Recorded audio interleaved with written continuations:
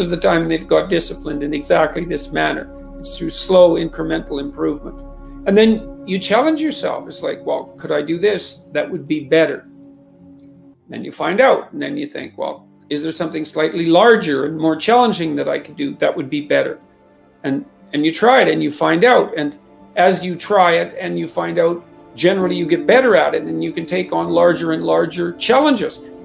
You know, you take responsibility for yourself. That's part of standing up straight with your shoulders back. It's like, take on the world, man, but only at the level that you can manage.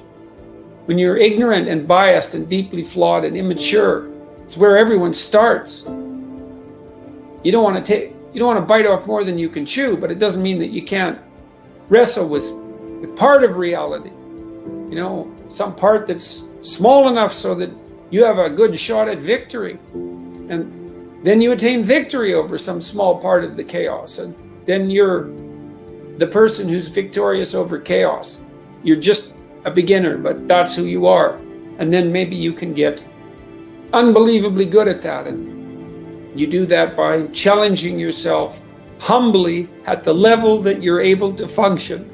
It's easier to understand if you think about a child that you're trying to rear properly, and you want to make that child, help that child reveal their highest potential, whatever that is, whatever that means. And what you do is you don't set them a series of impossible tasks in the hope of undermining their self-confidence. You form a relationship with them that is predicated on your interest in their highest mode of being. And then you offer them challenges that are precisely optimized to their ability, right? So they can do them, but they have to stretch. The two elements of their ability would be what they can do and how much they're capable of transforming what they can do. And an optimal challenge stretches you to the end of what you can do and then into the domain of how you can transform. You have to be humble and wise enough to understand that you might have to aim pretty damn low, especially in those places where you're not functioning well. And it might be so embarrassing that you can't bring yourself to fathom that that's actually who you are. You need the loss of that arrogant ego because it's precisely what's interfering with your movement forward.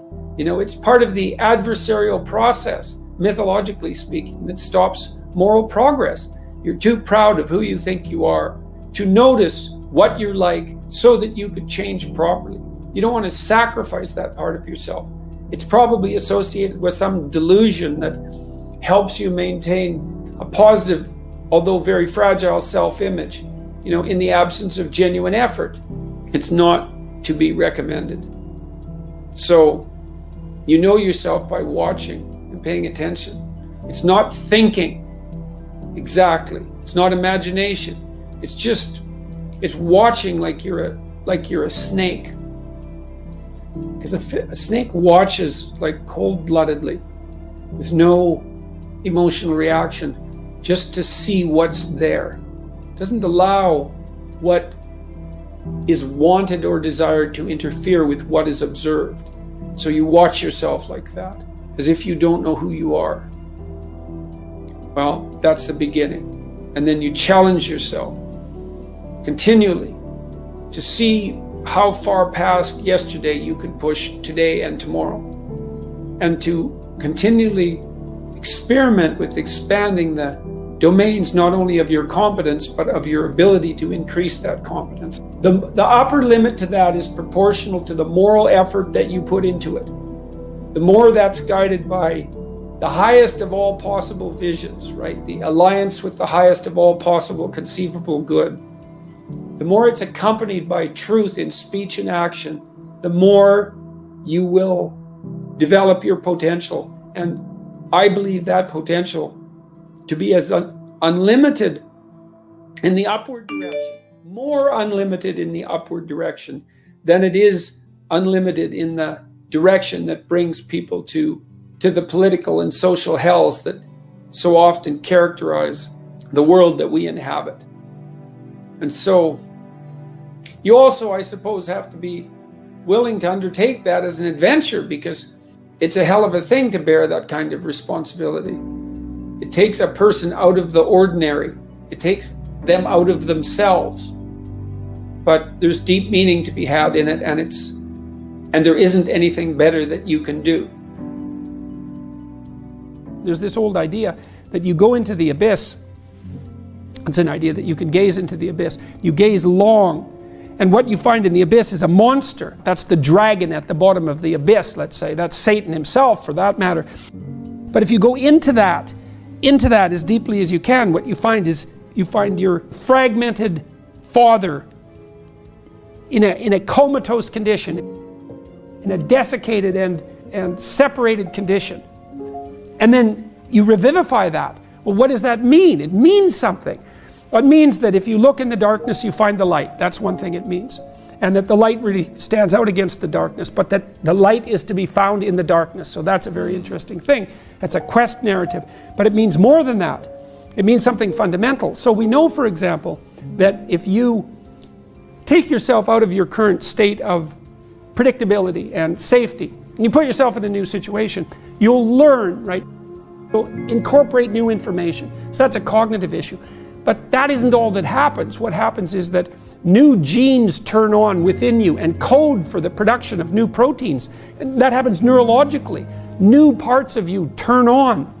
And so the idea is that if you can move yourself out into the world and push yourself out against a maximum array of challenges, more and more of you turns on. And then the question would be, well, what would you be if all of you that could be turned on was turned on? And the answer would be, you would be the resurrection of the ancestral father.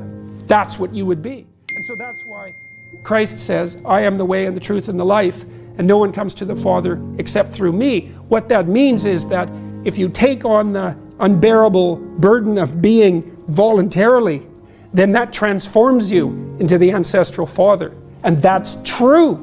And so that's unbelievably optimistic. It's so interesting because it's dark beyond belief. Well, the world is characterized by suffering and by malevolence of a depth that's virtually beyond comprehension. But if you choose to comprehend that, what you discover in that is the light that destroys the darkness. And that's really something to discover. There isn't a discovery that's more profound than that. That's the search for the Holy Grail or the Philosopher's Stone, all of that. Conceptualize a future that we want, to let go of the things that are stopping us from moving forward, and to free ourselves from the chains of our original preconceptions. Pursue pleasure. Follow your impulses. Live for the moment.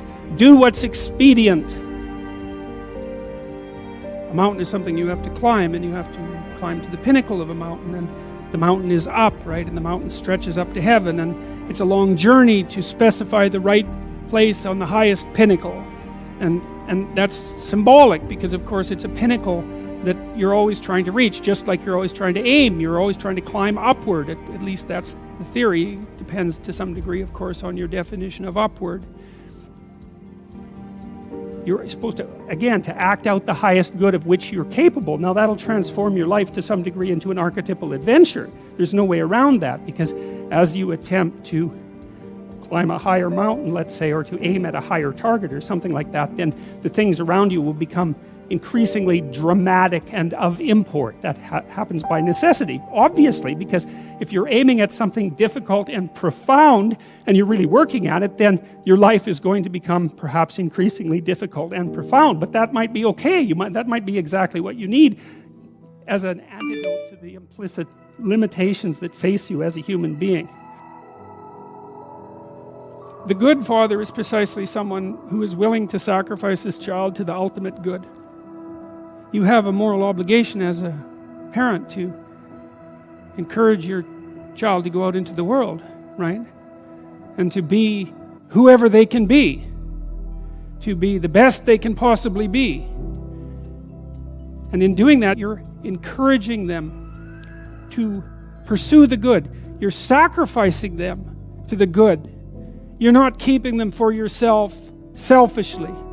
You're telling them that they can go out and live their life and live it properly. You don't want for your son what it is that you want for him. You want for your son what would be best for him and for the world. And you let go in precise proportion to your desire to have that happen. When you have an infant, you do everything for the infant because the infant can do nothing for him or herself. But as the infant matures and is increasingly capable of doing things for him or herself, then you pull back, right? You pull back, and every time the child develops the ability to do something, you allow them or encourage them to do it, and you don't interfere. So if your child is struggling getting dressed, well, obviously there's some times that you help them, but mostly you let them learn so that they can know how to do it in the future. That's better for you, and it's certainly better for them. There's a rule if you're working with the elderly in an old age home, and the rule is something like, don't do anything for any of the guests, let's say, that they can do for themselves, because you compromise their independence. And so as a mother, you pull back and you let your child hit him or herself against the world, and you fail to protect them. But by failing to protect them, you encourage and ennoble them to the point where you're no longer necessary. Now, they may still want to see you, and it would be wonderful if that was the case, but the point is that you're supposed to remove yourself from the equation by encouraging your child to be the best possible person that person can be. And you sacrifice your desires, all of your desires, to that, your personal desires, even your desires for your child in relationship to you, because you want them to move forward into the world as a light, right? As a light on a hill. That's what you want, if you have any sense. And so you don't get to keep your children at home because you need them. How do we come to know ourselves in terms of our personalities and, more importantly, potential? One of the first ways to come to know yourself is to understand that you don't. You can learn to kind of watch yourself like you're watching a stranger. So you have to understand that you don't know who you are. And that's not easy to understand because you think you know. But then, you remember you can't control yourself very well. You're not very disciplined. You're full of flaws. Maybe you don't know yourself as well as you think. But it's hard to get low enough to understand how deeply it is the case that you are ignorant about who you are. Now, there's an upside to that too, which also is that you're also ignorant about who you could be. And so the discovery of that, is some reward for the horror of determining who you actually are. Then you watch yourself. You watch yourself like you're watching a stranger. You watch what you say and you listen. And you think, well, what sort of person would say that? And how am I reacting emotionally when I'm communicating in that manner? Is that making me feel stronger or weaker? Is it filling me with shame? Is it helping my confidence? Am I laying out a lie? Am I deceiving myself and other people? Am I adopting this personality at parties that is designed to impress and to amuse, and it comes across as nothing but like self-centered narcissism? What are my dark fantasies? What are my aggressive fantasies? What is it that I'm willing to do? What am I interested in so that I'll spontaneously pursue it? What do I procrastinate about and why? What am I unwilling to do? What do I think is good? What do I congratulate myself for accomplishing? And what do I berate myself for failing to confront and to implement? Those are all incredibly complicated questions, and you don't know the answers to them. So that's a start. And then in terms of potential, well, you'll discover a little bit more about your potential as you discover who you are, especially the darker parts of yourself, because then you discover your potential for mayhem. There's some real utility in that. A discovery that you're dangerous. It's such a useful discovery. It's actually something that strengthens you, because the first thing that a realization like that can in fact produce is the ambition to incorporate that danger into a higher order personality. And that can make you implacable. That can make you someone who can say no when you need to say no. That can make you someone who won't avoid necessary conflict.